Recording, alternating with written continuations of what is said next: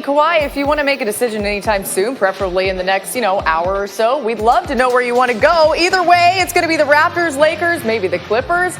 We're all trying to figure it out. Sean Farnham, though, is here to tell you whoever gets him, what exactly they will get. Because at the end of the day, Kawhi Leonard, one of the best, some believe, the best player in the NBA right now. We talk about him being one of the best two-way players, if not the best two-way players you just mentioned. And a big part of that is he is one of 10 players in NBA history to have played more than 5 years and have more steals than fouls in games. Just let that sink in for a second. Like Jimmy Butler, by the way, the only other active player right now. One of the big reasons why he's able to do this is the ability to contest.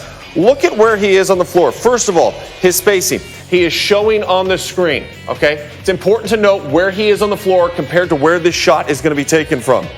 As the ball gets rotated, as that ball was kicked out, on the initial pass right here, he is 25 feet away. And we all remember Zion's block against Virginia and how much we praised him for that one. Well, this one doesn't go in the seats, but he blocks it and creates an air ball. So it's ability to close out. Now, the next option that you have is as the shot comes up, look at where Kawhi is. He is getting boxed out by Boogie Cousins. But the big part about this for me is he is going to be tracking this ball the entire way, because watch how quickly after that shot goes up, he releases pressure and rebounds outside of his area, gaining another possession for his team. And then probably his best attribute. All right, we talk about this all the time, but his wingspan is 7'3". He has the ability to disrupt. He's got great anticipatory skills. And watch on this possession. Boom. There's your first disruption that you see from Kawhi Leonard. The ball is dislodged. It's going to be regained by the Warriors. Now, as it gets passed to Steph Curry, again, watch where his eyes are. His eyes are on the ball and where Steph is. Meanwhile, he's keeping contact with Draymond Green down low in the post. So he's staying true to who he's guarding, yet he has great awareness of where the ball is coming and whose hands it's in. He uses that wingspan, his strong grip, the claw, whatever you want to call it. And he is one of the best defensive players we have in the NBA, and he can do it in every single phase. And the best aspect about it is he does not foul. It's amazing, too, when you think about the fact that he was a Finals MVP again, and he wasn't even fully healthy during that run for the Raptors. We'll see where he ends up. Maybe it's the Lakers, and if he ends up with LeBron, they could be the best tandem since Michael and Scottie. But Kawhi Leonard and LeBron James, are they really a dream duo? Some people here are making the case against them. Get ready. We'll be back on Get Up with that. Who's the other? Well, Hembo, I hope I'm right, but I'm going with Hakeem Olajuwon. Hakeem Olajuwon is correct. That is the right answer. The Finals MVP has been awarded since 1969. A lot of pressure on Hembo. Defensive Player of the Year since 1983. Tough week for Hembo. Very quickly, Cindy, can you put the camera on me? Because I just need to share one thing about this that will make Hembo feel better. Jalen is obviously up and watching. He tweeted the answer at us, and he got it wrong. So, in fact, in typical Jalen fashion, You're back. You're back. the answer called for one person, and he gave us two. So, on some level, Hembo, I feel as though everybody wins. All right. Tomorrow night might be the biggest night in the history of the NBA Summer League, largely because of that man, Zion Williamson, the #1 pick in the NBA draft, the most anticipated NBA rookie in a very long time, will play actually against his former college teammate R.J. Barrett. The Knicks will play the Pelicans, and you'll get a chance to see it tomorrow night on ESPN. And that should be very interesting. But this video of him dunking at a practice, which should be practically nothing, rolled through our show yesterday in the afternoon, and I could not help but be struck. And I have brought this up repeatedly during the course of the year. And I feel like I need to preface these comments every time by saying, I hope Zion is absolutely everything that people, are imagining he might be, because he is dynamic and fun and seems like a terrific kid. So I want nothing in the world more than for him to be great. But am I the only one who thinks, as you watch him, that he looks like a guy who is just too big to play the way he plays and remain healthy for a long time? He's overweight, but I think that's a byproduct of what's happened over the past month and a half, 2 months. So let me give you context to this. You lose the NCAA tournament. You want to take time off for basketball for a second. You just want to be a kid, right? You want to be 17, 18 years old. You start getting a little bit ready for the draft, picking your agent, that process. But that's a game changer. Now you're going into business. Find an agent, He only had like one workout, pretty much. He knew where he was going, right? So he's not really working out hard for a lot of different teams. You get drafted, you have your party, you fly to New Orleans, you sit with the team, and the next thing you know, you're right in Summer League, Greeny. Like, it's been like 2 months where he hasn't been working out for 2 months. He's been coming into his own as far as a superstar in the NBA. And I think right now what you're seeing is a guy who probably weighs around 300 pounds, but I think he's gonna continuously work on that because the kid's more competitive than anybody I've seen in a long time. Yes, but it is going to be an issue when you're the second heaviest player in the NBA. When you got drafted. And the one thing that makes you special, the one thing that really makes you unique is your explosiveness, your athleticism, your quickness. Now, he is a freak level athlete. What we saw him do last year in college, we've never seen a player be able to do. And that's why he captivated us. That's why Duke games rated the way they rated. That's why there are people that are 90 years old that do not watch college basketball that know the name of Zion. And when you look at going from 30 games to 82 games, then I think there are reasons to say, okay, long term, will this impact him? We talked about this before. I think there's a chance that he's injury prone. We did a video where we showed how many times he goes up for these electrifying dunks and he comes down on one leg or the other. Yeah. 285 pounds, like, you're always going to be prone to that. But still, the talent speaks for itself. No question. And if he has a nutritionist, if he takes it seriously, I think he can come down in a way. I think he is overweight as of right now. What would be his ideal playing weight for you?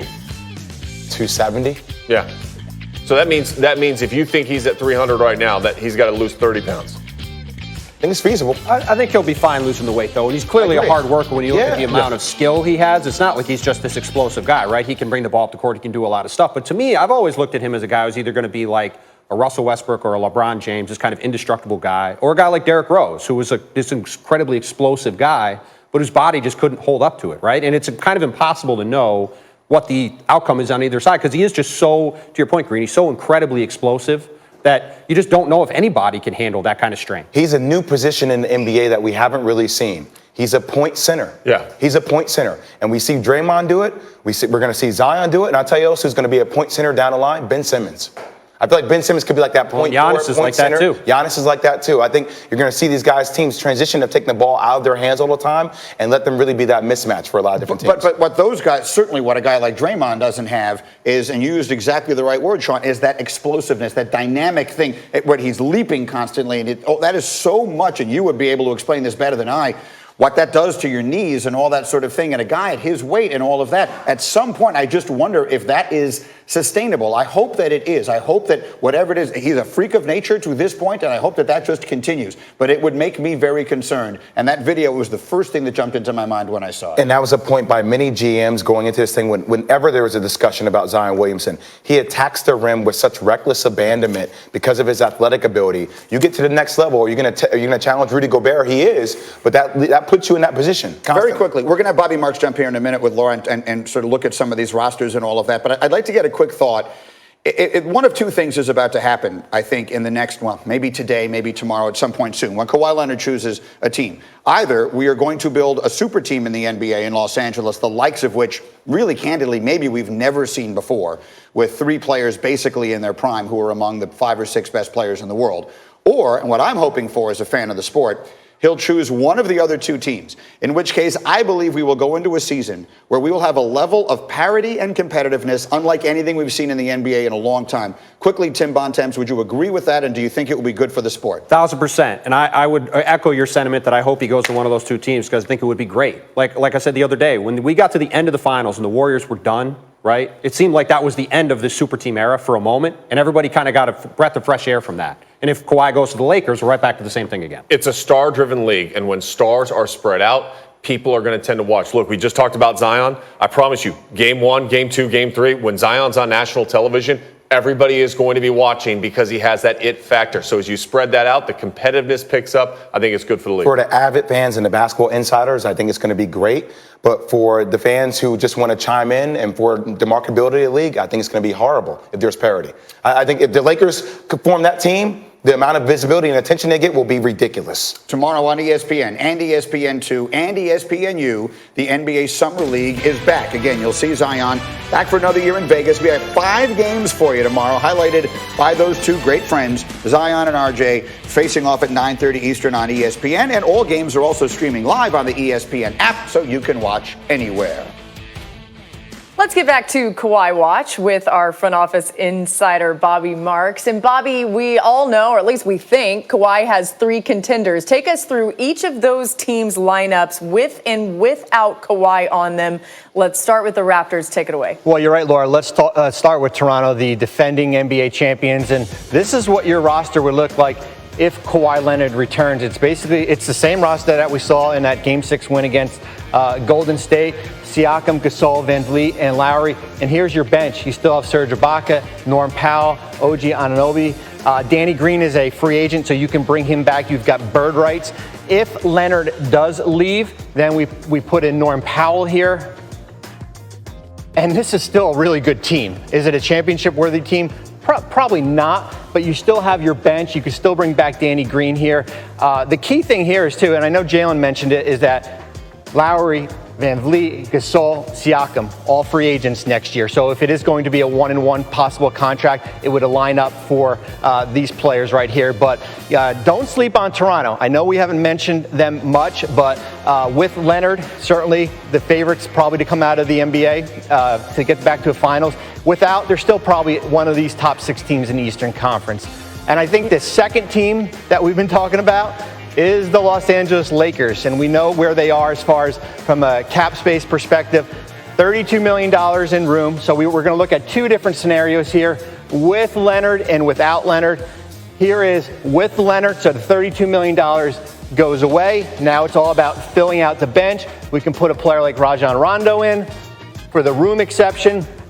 And then we're looking at, here's your minimum market. Kyle Korver, who was mentioned earlier. We can put Korver in. Let's take Kuzma out. Potentially J.R. Smith, maybe Andre Iguodala if he's eventually bought out. So here is what your minimum, so $32 million with Leonard, the minimums with the players like Kyle Korver. The plan B would certainly be, it changes things around a little bit.